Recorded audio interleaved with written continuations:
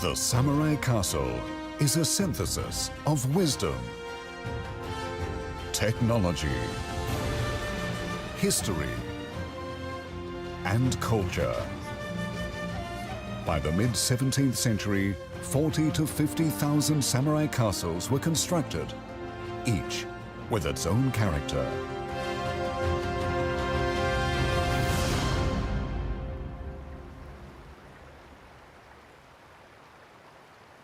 Hi, I'm Chris Glenn, and the castle we're visiting this time is just coming into view now.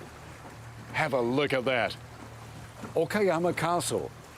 Okayama Castle is a very unusual shape, and an equally strange fate is entwined with the castle's lords. In this episode, we'll be looking at the castle's history and its secrets in Samurai Castles.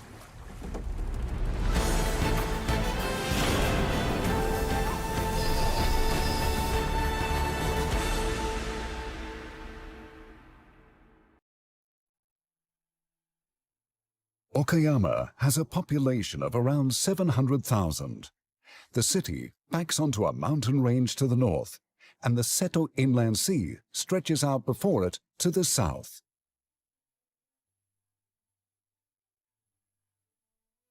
Okayama Castle, the symbol of the city, was built around 400 years ago, and at the time it was among the largest and most luxurious throughout the land.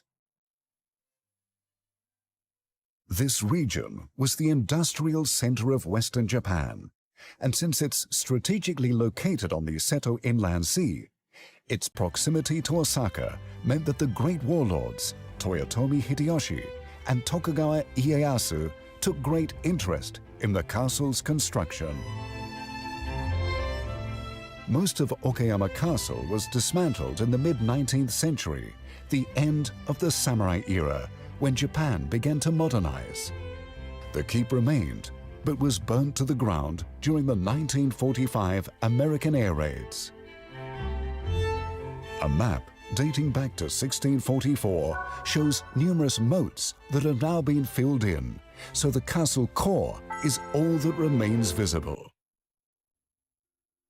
Let's take a walk through Okayama Castle. We start at the bridge to the south, the main entrance to the fortress.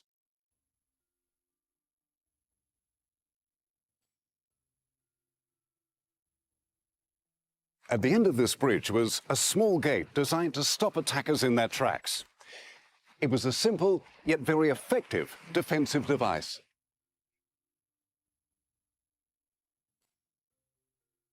Old photographs show that a gate topped with a turret stood beyond this small gate. Beside it stood a three-story turret from which defenders could attack the enemy if they got this far. So if potential attackers managed to break through the smaller gate over there, they'd next have to turn 90 degrees. And right here in front of them is another enormous gate and a turret across the top. This was the main entrance to the center of the castle. Once the attackers entered this space, they'd come under fire from three directions. The defenders had no blind spots, and the attackers had nowhere to escape. It was a death box. And have a look at this. This huge stone placed in the central gate area. It's over 4 meters high, and it's called a kagami ishi, or mirror stone. The kagami ishi reflected the power of the castle's lord. The bigger the kagami ishi, the better. Looking at the rock from front on, it's enormous, very impressive. But from the side, have a look at this. It's actually much thinner than you'd imagine. They've actually sliced the rock to make it easier to transport. The main entrance boasts other 3-meter-tall kagami ishi that exhibit the lord's authority.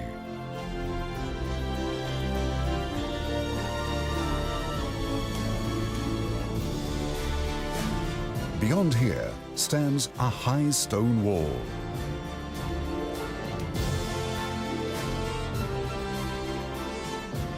This stone wall once acted as the base for Okayama Castle's largest turret.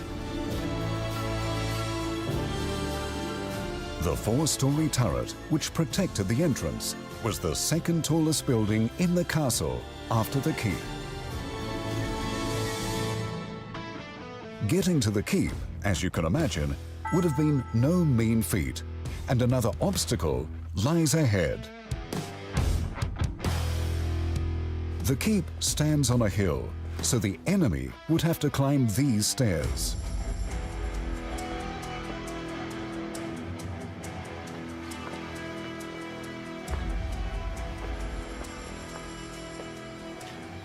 Partly up these stairs here is this flat area where a huge steel-plated gate once stood. Many castles would inevitably have steel-plated gates to withstand gunfire. But the gate's sturdiness is the least of the enemy's worries, because they'd be vulnerable to attack from the large stone wall behind them.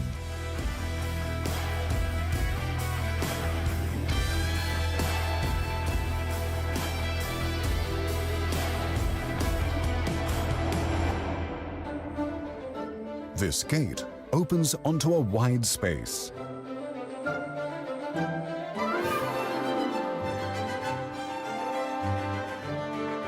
The palace that once stood here was the political core of the castle. It had 60 rooms of all sizes, the largest of which the lord used to consult with his vassals.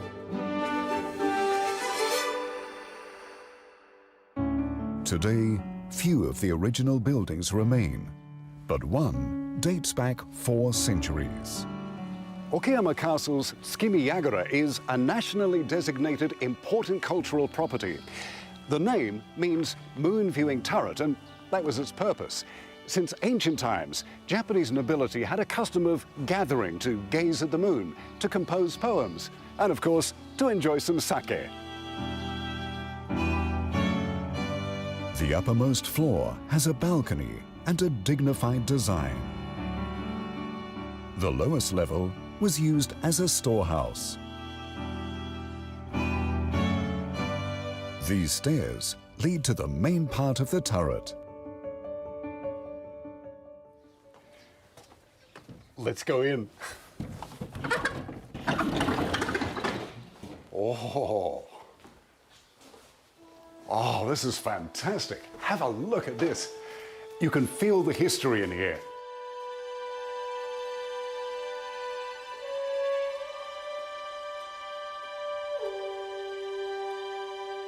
Oh, and look at this, an extended window. And the bars here are all steel-plated on the outside. These windows were designed to be impenetrable.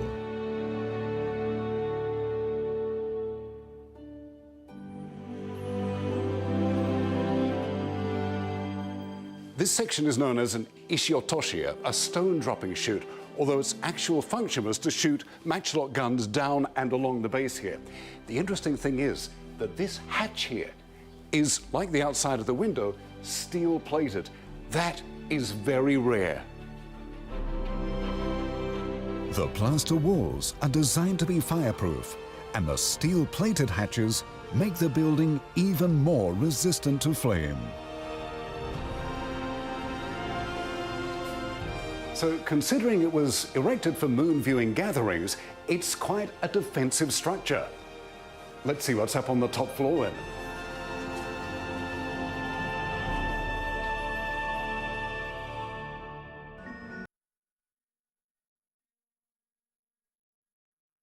Oh, look at this. Oh, this is fantastic. You can tell that the atmosphere here is completely different from other parts of the castle. This is palatial, isn't it? The room has paper sliding doors, and the balcony is lattice-free, enabling the lord and his retinue to view the moon without obstruction.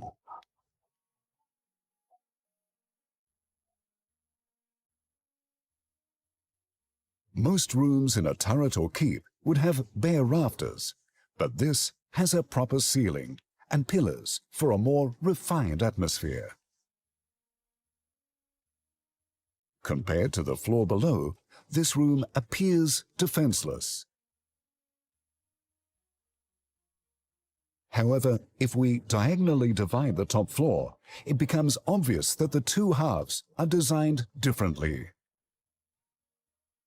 The part facing the inside of the castle has a balcony and is spacious.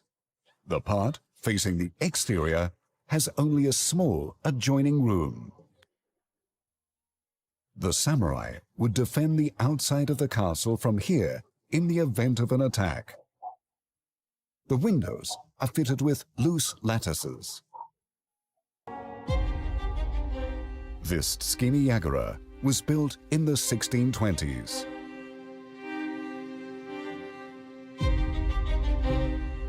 Tokugawa Ieyasu destroyed the Toyotomi clan and completely united Japan in 1615. The Tsukimi-yagura was built soon after peace came to reign over Japan. The Tsukimi-yagura is unusual in that it was built for peaceful purposes, yet it retained the defensive architecture of the turrets of old. Another turret, which stands 400 meters to the west, is older than the Tsukimi-yagura and was built in times of war. It predates the Tsukimi-yagura by about 2 decades. What is now a car park was once a water-filled moat. The overhanging windows have ishiotoshi with downward openings for attacking the enemy below, and the upper floor has impregnable latticed windows. This turret was meant for battle. It's a standalone structure with no passageways connecting it to other buildings.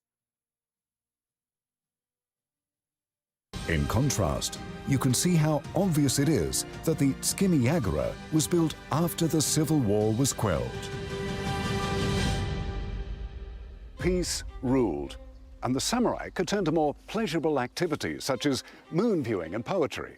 Their concerns went from warfare to politics and administration, and with that, the role of the castle also changed.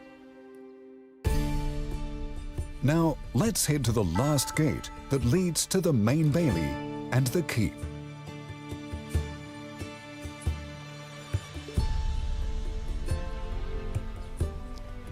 This gate was rarely opened except when receiving guests, hence its name, Akazunomon, the unopened gate.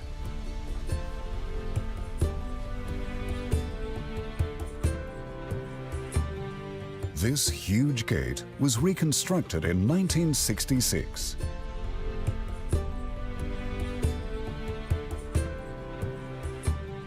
It too features steel plating to make it sturdy.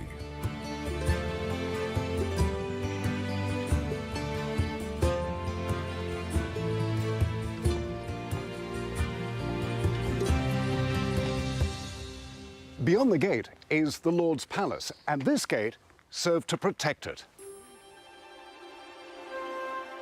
This area once held the Lord's private residence. Next door was the palace where the Lord conducted politics. A fence separated the two. Even though the Akazunomon was built to enable people easy access to both buildings, it was hardly used, not even by the Lord. When he moved between the two, he'd pass over the northern gate. The Lord hardly ever went outdoors, because the turret above the gate acted as a corridor. When possible, during the Edo period, castle lords didn't walk directly on the ground. Instead, corridors connected the buildings, so the lords had no real reason to descend to the ground. Therefore, if the lord was seen wearing sandals, then everyone feared an emergency. The castle keep stood beside the Lord's residence. It towers 20.45 meters high, but the keep we see today was rebuilt in 1966. The original keep burned down during the World War II aerial bombings in 1945, but its reconstruction was made possible thanks to the efforts of one student.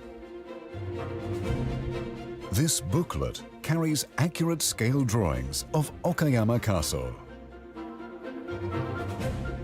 In March 1927, a Waseda University architectural student called on his friends to help him measure the castle for his graduation thesis. These plans were later used to rebuild the keep to the same specifications as when it was first constructed 400 years earlier. Much earlier documentation shows that the exterior of the keep was originally covered with black lacquered paneling.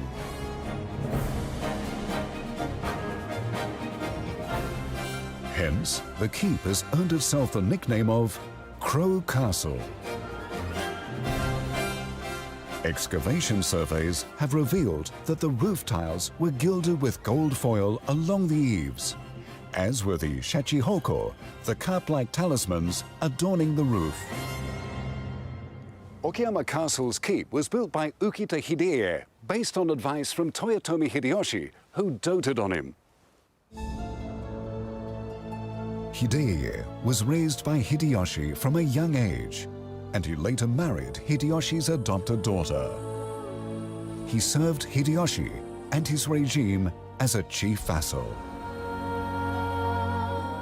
The opulent keep, with its black walls and gilded tiles, was reminiscent of Osaka Castle, which Hideyoshi had built 10 years earlier.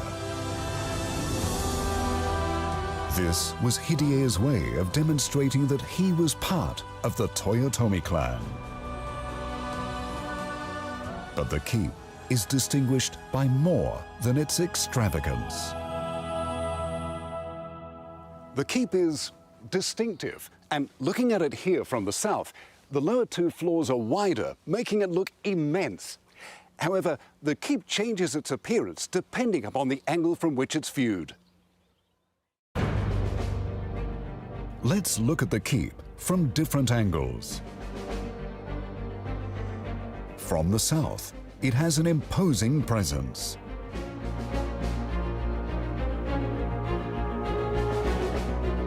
From the west, the three overlapping gables are striking, giving it a slimmer impression.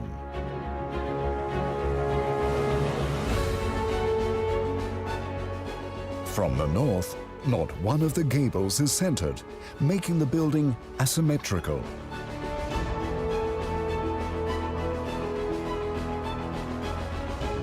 And from the east, you have only two gables, which gives the keep a thin, tower-like appearance.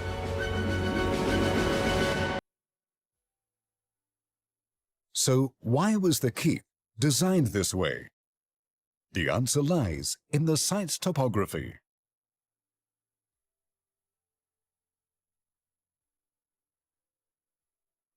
The stone walls here are among the highest at Okayama Castle.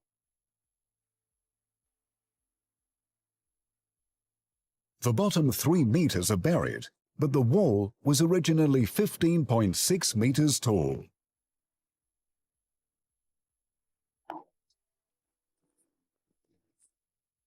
Oh, have a look at this. These huge rocks are supporting the entire stone wall. They are, in fact, an exposed granite outcrop. The castle was built on a hill called Okayama, which is written with the kanji characters for hill and mountain.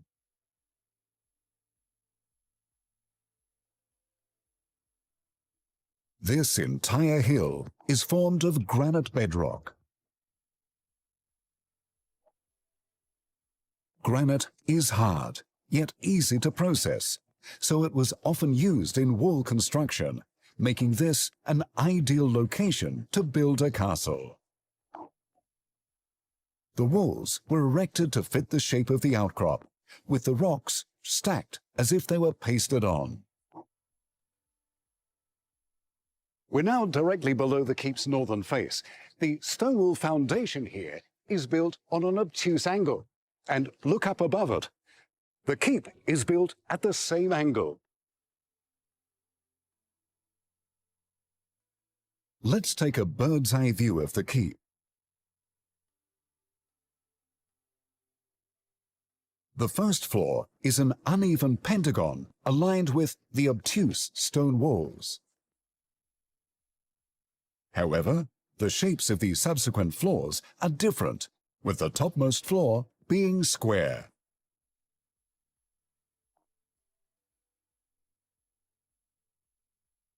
As a result, the keep takes on various appearances due to the distorted angles.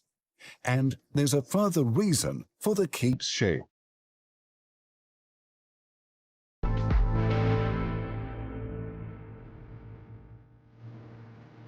The hint lies in the Asahi River, which flows around the castle.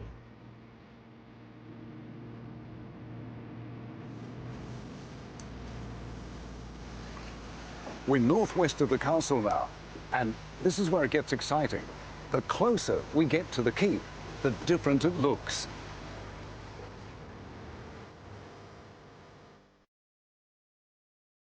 The architects designed the keep to show different faces from different angles when viewed from the river.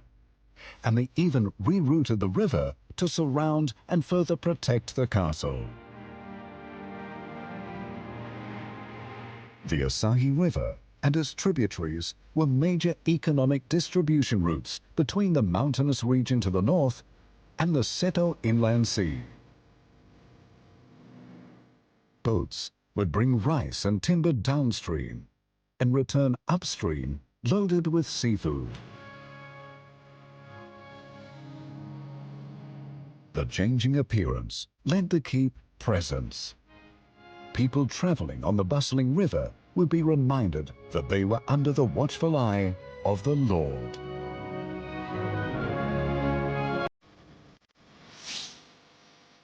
Endowing the keep with an Escher-like optical illusion would have definitely attracted attention. Add the opulent embellishments, and it would have been hard not to admire the castle.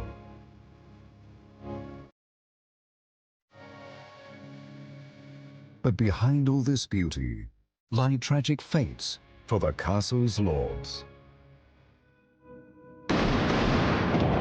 After the death of Toyotomi Hideyoshi in 1598, the warlords divided between East and West in a struggle for political control of the country. This culminated in the Battle of Sekigahara in 1600. Okayama Castle's lord, Ukita Hideye, was a leading commander of the Western Army, which was defending the Toyotomi regime. Their opponent was Tokugawa Ieyasu, the general of the Eastern Army. Victory went to the Eastern Army, and Hideye was exiled to an island.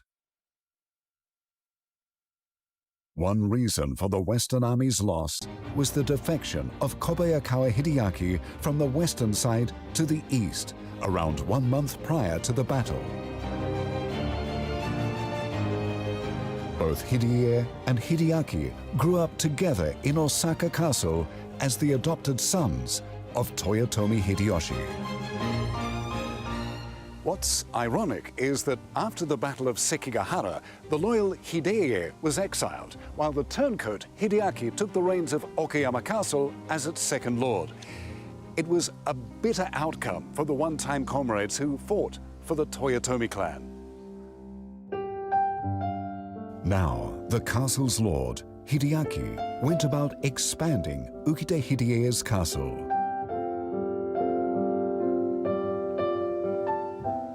To the castle's east, we can see stone walls erected by both lords, standing side by side.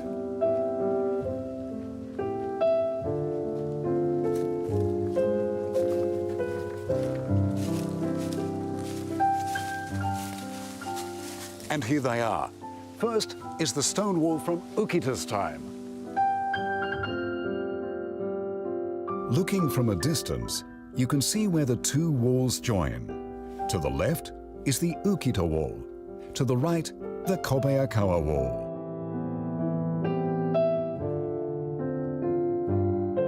The stones in the Ukita Wall are square, while those in the Kobayakawa Wall are rounded. In instances like this, looking at the walls can tell us the era in which a castle was built. A mere 2 years after Kobayakawa Hideaki gained control of Okayama Castle from his one-time comrade in arms, he died heirless at the age of 20.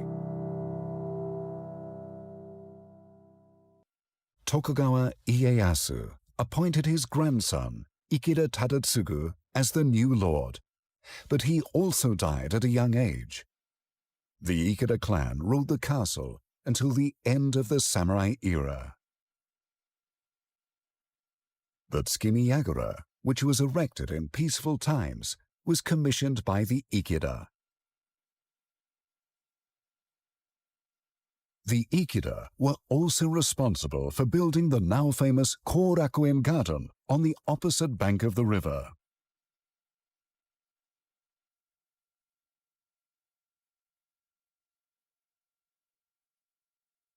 The lawns, ponds, tea houses, and connecting waterways create varied scenery.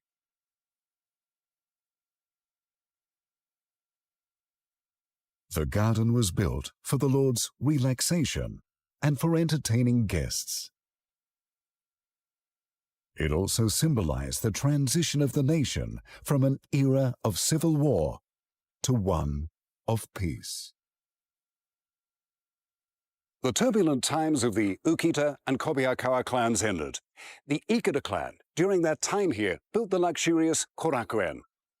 The Ikeda also finished building the castle and continued the town planning initiatives of the Ukita and Kobayakawa. This laid the foundations for modern-day Okayama City. In fact, Okayama Prefecture is named after the city. When you visit, touch the stone walls and castle remains throughout the city and feel the history of Okayama Castle, another of Japan's amazing samurai castles.